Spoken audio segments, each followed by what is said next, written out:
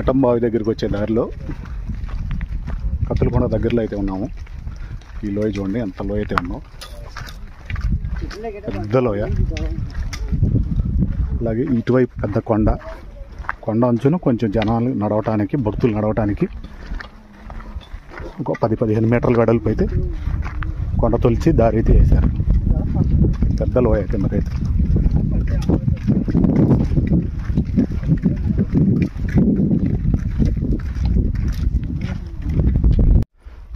ఇప్పటి వరకు మనకు కుడివైపు అయితే లోయ కనిపించింది, ఇప్పుడు ఎడం వైపు లోయకి వచ్చేసాం.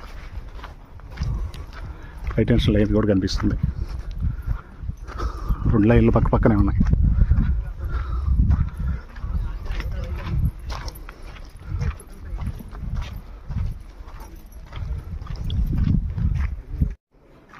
కత్తులకొండ అంటే చాలా వరకు తెలియకపోవచ్చు. కత్తులకొండ అంటే ఇదిగో నడిచే రాళ్ళు, నడిచే దారి ఏదైతే ఉందో కత్తులు లేకుండా, చెప్పులు లేకుండా నడిచే వాళ్ళకి చాలా ప్రమాదం. ఇది జాగ్రత్తగా చూసుకొని అయితే నడవాలి. ముఖ్యంగా పగలు నడిచే వాళ్ళకి పర్లేదు, కానీ నైట్ టైం నడిచేవాళ్ళు చాలా జాగ్రత్తగా నడవాలి. దారి పొడుగుతా కత్తుల్లాగానే ఉన్నాయి. కత్తులకొండ అన్నారు అనుకుంటా దానికి, అందుకనే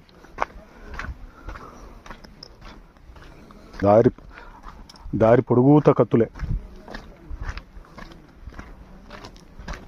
దాని మీద కాలు వేస్తే మాత్రం ఎక్కడ చోట కాలు డ్యామేజ్ అయితే అయింది. వందల సంఖ్యలో, వేల సంఖ్యలో భక్తులు అయితే నడుస్తున్నారు ఈ శివరాత్రి పరంగా. 15వ తారీఖు నుంచి అయితే ఎలో చేస్తున్నారు. 15 నుంచి ఇప్పుడు 26 వరకు అయితే పూర్తిగా ఎలో చేస్తారంట. 26 తర్వాత అయితే క్లోజ్ చేస్తారు ఈ దారిని. మళ్ళీ ఉగాది టైంలో అయితే తీస్తారు. ఉగాది టైంలో కర్ణాటక, మహారాష్ట్ర భక్తులు ఎక్కువ వస్తుంటారు. అమ్మవారికి సంబంధించి భ్రమరాంబికాదేవి కర్ణాటక వాళ్ళ పుట్టి ఇల్లు, వాళ్ళ సొంత బిడ్డలాగా చూసుకుంటారు కాబట్టి ఉగాదికి అయితే వాళ్ళు అక్కడి నుంచి అయితే సారి తీసుకురావడం జరుగుద్ది. ఉగాది సారి అంటారు కదా, ఉగాది సారికి ఎక్కువ మంది పాదయాత్ర భక్తులు ఈ దారి నుంచి అయితే నడుస్తారు. ఇది మరీ దారుణంగా ఉంది. ఇక్కడ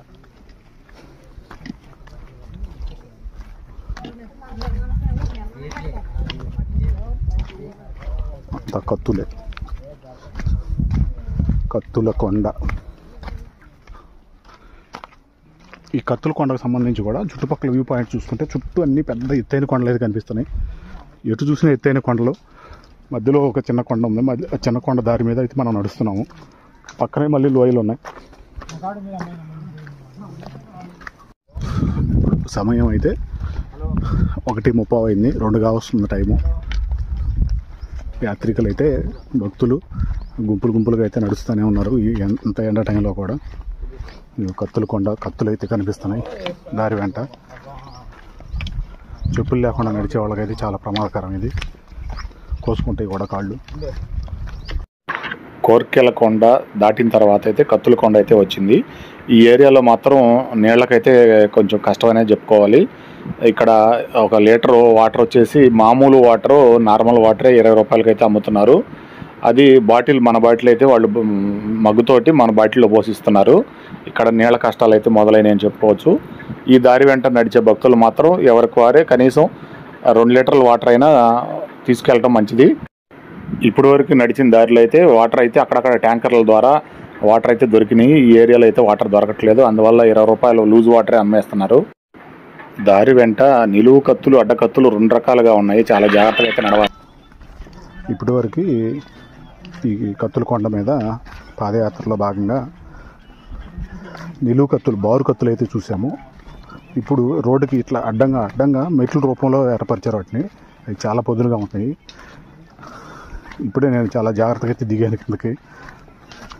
ఇప్పుడు మిగతా దారి అంతా కూడా ఇట్లా రాళ్ళుగానే ఉంది. దాదాపు నడిచే దారి చాలా వరకు ఇలా రాళ్ళుగానే ఉంది. కొంత సన్నటి దువ్వమట్టి ఏరియా లాగా ఉంది. రకరకాలు ఏరియా అంతా దాటుకుంటూ కొండను ఎక్కుతూ, కొండను దిగుతూ అయితే ముందుకు సాగుతూ ఉన్నాము. ఇప్పుడు సీతమ్మ బావి ఉన్న ఏరియా దగ్గరికి అయితే వచ్చామన్నట్టుగా అనిపిస్తుంది. సీతమ్మ వారి బావి లేదా మరం బావి అంటారు. ఈ ఏరియాలో అసలు నీళ్ళే లేవు, బావిలో కూడా నీళ్ళే లేవు. ఈ నీళ్లు లేని ఏరియాలో మాత్రం వీళ్ళు చాలా వరకు డబ్బులు అయితే చేసుకుంటున్నారు లోకల్గా ఉన్న వాళ్ళంతా. ఇక్కడ ఒక పిల్లోడు నాగసాధు వేషం వేసుకుంటే అయితే కనిపిస్తున్నాడు. భీముని పొలానికి సంబంధించిన లోయ ఇది, చాలా పెద్ద లోయ. అక్కడ మనుషులు ఎక్కుతున్నారు.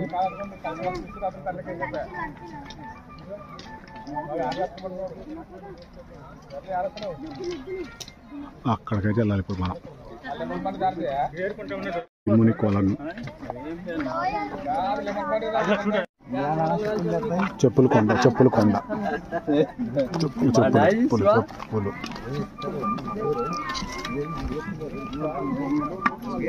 కొన్ని వందల జతలు, వేల జతలు చెప్పులు అయితే ఇక్కడ వదిలేసేసారు.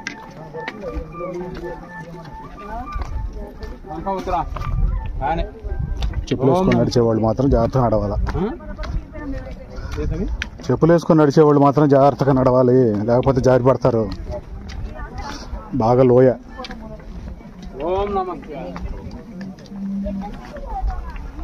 చెప్పుల కొండ, చెప్పుల కొండ.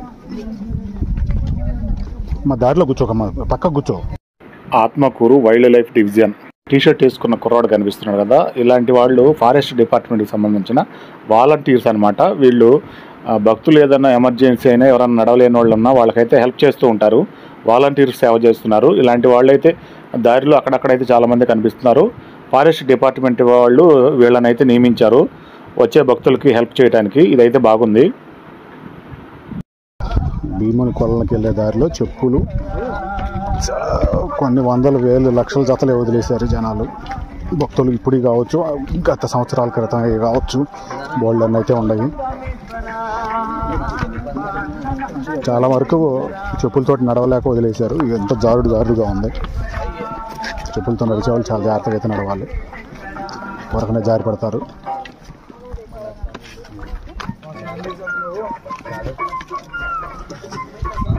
ఈ యాత్ర మొత్తం మీద అసలు మెయిన్ ట్రెక్కింగ్ అయితే ఇక్కడే ఉంది. దిగాలంటే చాలా కష్టం, అది చాలా జాగ్రత్తగా అయితే బ్యాలెన్స్గా అయితే దిగాలి. భీముని కొలంలోకి వచ్చే దారి ముందైతే భీముని కొలంకి సంబంధించిన నీళ్ళకు వంట అయితే కనిపిస్తుంది. ఇదంతా భీముని లోయ. అప్పుడు పాండవులు వనవాసం చేసినప్పుడు ఇక్కడైతే తలదాచుకున్నారంట. ఈ వనవాస సమయంలో అప్పుడు నీళ్ళ కోసం భీముడు గదతోటి కొట్టినప్పుడు అక్కడ అయితే గదల ఆకారంలో గుంట అయితే పడిందంట. భీముని కొల్ల లోయకి సంబంధించిన ఈ వ్యూ అంతా చూస్తుంటే, ఈ హైట్ చూడండి ఎంత చూస్తుంటే నాకు ఒక సినిమా అయితే గుర్తొస్తుంది, మంజుమలై బాయ్స్ అని. మంజుమలై బాయ్స్ అయితే అచ్చంగా ఈ సినిమా అంతా కూడా ఈ లోయకి సంబంధించి ఇట్లాంటి లోయల్లోనే సినిమా అయితే తీశారు. మీలో చాలామంది మంజుమలై బాయ్స్ సినిమా చూసి ఉండొచ్చు.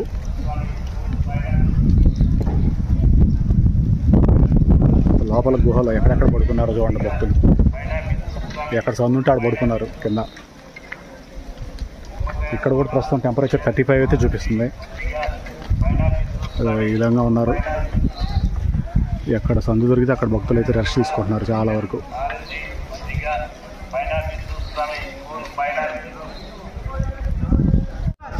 ఇది భీముని కొలను. పాండవులు వనవాసం చేసే టైంలో ఈ ఏరియాలో అయితే నివసించారని అంటారు. ఆ టైంలో భీముడు నీళ్ళ కోసం గదతో కొట్టినప్పుడు ఈ గుంట అయితే ఏర్పడిందంట. ఇదైతే చాలా లోతుండిద్దని అంటారు. ఇది కొలను. ఎంత లోతు అనేది కరెక్ట్గా నాకు తెలీదు. ఇక్కడ ఉన్న వాళ్ళు దాదాపు ఎంత లోతు అనేది ఖచ్చితంగా ఎవరికి తెలియదు. లోతు అయితే ఉండిద్ది అంటారు అంతే. నీళ్ళు అయితే అంత ఫ్రెష్గా అయితే లేవు, పచ్చగా అయితే ఉన్నాయి. ఇటు పైనుంచి వచ్చే వేస్ట్ అంతా కూడా ఇక్కడ నీళ్ళలో కలుస్తుంది. దారి అయితే చూడవచ్చు, పైనుంచి వచ్చే వేస్ట్ అంతా కూడా దీంట్లో కలుస్తుంది. నేనైతే వాటర్ని ముట్టుకోదలుచుకోలేదు.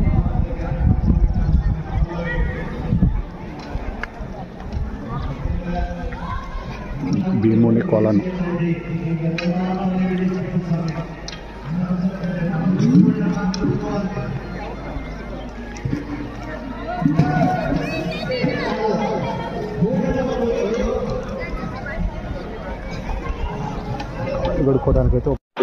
చుట్టూ వ్యూ పాయింట్ అయితే చూడటానికి చాలా చక్కగా ఉంది. ఈ భీముని కొలను పక్కనే అన్నదానం కూడా నిర్వహిస్తున్నారు. ఇది చాలా బాగా నచ్చింది నాకు. అన్నదానం బాగుంది కానీ తాగడానికి నీళ్ళు అయితే సరైన మంచినీళ్ళు అయితే దొరకట్లేదు. నీళ్లు బాగా వేడిగా ఉన్నాయి. ఏ నీళ్లు తాగబోయినా కూడా ఇక్కడ ట్యాంకుల్లో అయితే నీళ్లు ఉన్నాయి కానీ నీళ్ళు అయితే చాలా వేడిగా ఉన్నాయి.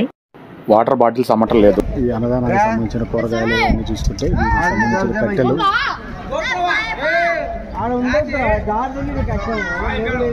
అన్నం అయితే వండుతున్నారు. ఒక పక్క అన్నదానాలు జరుగుతున్నాయి, దానికి సంబంధించిన రైస్.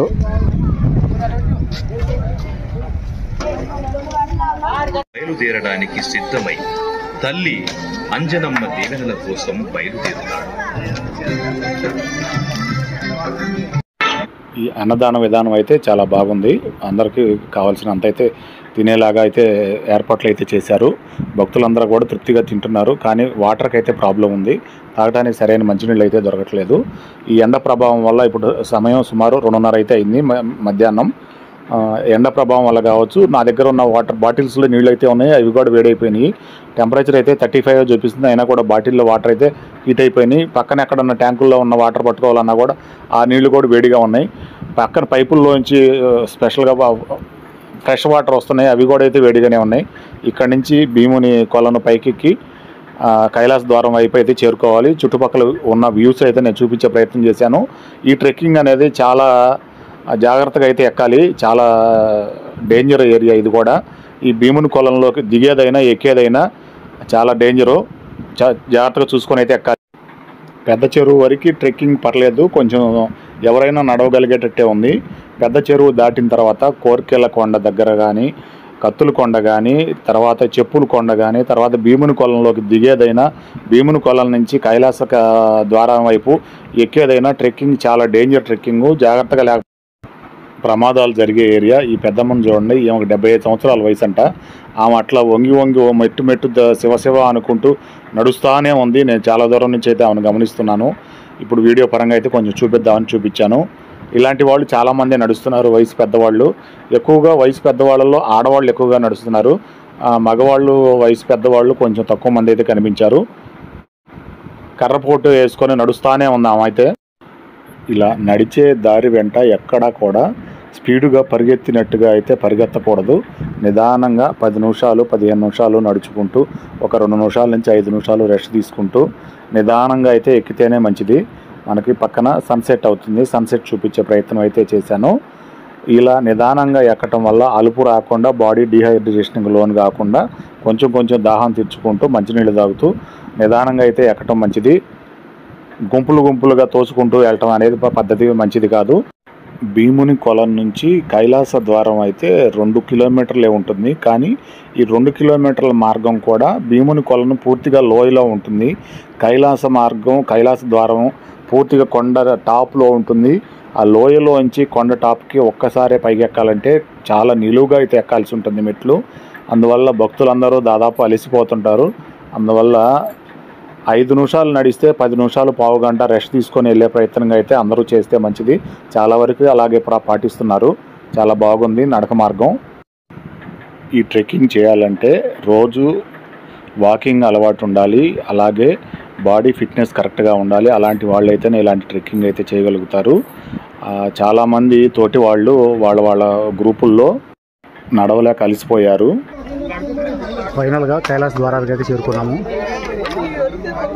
ఇంకా కొంచెం వెలుతురు అయితే ఉంది, పూర్తిగా చీకటి అయితే పడలేదు. టైం అయితే 6:30 అయితే అయింది.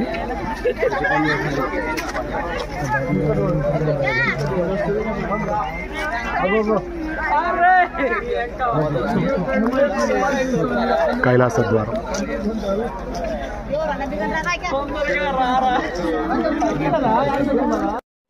ఇప్పటిదాకా నడవలేక అలిసిపోయి కాళ్ళు నొప్పులతోటి, ఒళ్ళు నొప్పులతోటి అడుగు వేయలేక బాధపడిన వారంతా కూడా ఈ కైలాస ద్వారాన్ని చూడగానే చాలా సంతోషంగా అయితే ఫీల్ అయ్యారు. నేను చాలాసేపు ఇక్కడ కూర్చొని వీడియో తీసే ప్రయత్నం అయితే చేశాను.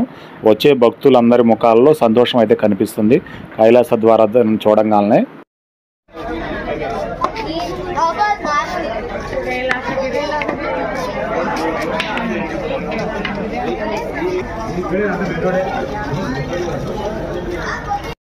ఈ కైలాస ద్వారం నుంచి శ్రీశైలంలోని ప్రధాన టెంపుల్కి చేరుకోవడానికి 4 కిలోమీటర్ల దూరం అయితే ఉంటుంది. ఒకవేళ నడవలేని పరిస్థితి ఎవరైనా ఉంటే నడవలేని వాళ్ళకి ఇక్కడ నుంచి వాహన సదుపాయం అయితే ఉంటుంది. ఆటోలు జీబులు అయితే ఇక్కడ నుంచి ఉంటాయి. ఇక్కడ నుంచి అయితే ఆ ఆటోలు జీబుల్లో ఎక్కైతే వెళ్ళొచ్చు. నడవగలిగిన వాళ్ళు కాలినడక దారినే వెళ్ళొచ్చు. ఇక్కడ నుంచి మామూలు సాధారణమైన దారే ఉంటుంది. ఇక్కడ నుంచి ఇక మెట్లు మార్గం ఏమి ఉండదు. సాధారణంగా దారి వెంట నడుచుకుంటూ వెళ్ళొచ్చు. పాలధార పంచదార అనే ఎక్కడైతే ప్రధానమైన రోడ్లో ఉంటుందో దాదాపు తెలిసే ఉంటుంది అందరికీ. పాలధార పంచదార హటకేశ్వరం ఏదైతే ఉందో అక్కడైతే ఈ దారి అయితే కలుస్తుంది. ఇక్కడ ఈ కైలాస ద్వారం వద్ద ఫ్రీ మెడికల్ క్యాంప్ కూడా ఏర్పాటు చేశారు. కాళ్ళ నొప్పులకి సంబంధించిన మెడిసిన్ అంతా ఫ్రీగా ఇస్తున్నారు. అలాగే పక్కన అన్నదానం కూడా ఏర్పాటు చేశారు. ఈ అన్నదానంలో కూడా భక్తులందరూ కూడా తృప్తిగా భోజనం చేసే విధంగా అయితే ఏర్పాటు చేయటం జరిగింది. మంచినీటి సదుపాయం కూడా చాలా బాగా ఉంది. ఇప్పుడు వరకు కింద ఏదైతే భీముని కొలం దగ్గర నుంచి ఈ కైలాస ద్వారం ఎక్కే మార్గంలో చాలామంది మంచినీటి కోసం అవస్థలు పడి ఉండొచ్చు. ఇక్కడ అయితే మంచినీళ్ళు పుష్కలంగా అయితే దొరుకుతున్నాయి. అలాగే రెస్ట్ తీసుకోవడానికి కూడా మంచి రెస్ట్ ఏరియాలు అయితే ఏర్పాటు చేశారు. ఇప్పటి వరకు భక్తులు నడిచి అలిసిపోయి ఉంటారు కాబట్టి ఈ కైలాస ద్వారం దగ్గర ఎంతసేపు అయినా రెస్ట్ తీసుకొని ప్రయాణం అయితే ముందుకు సాగించుకోవచ్చు.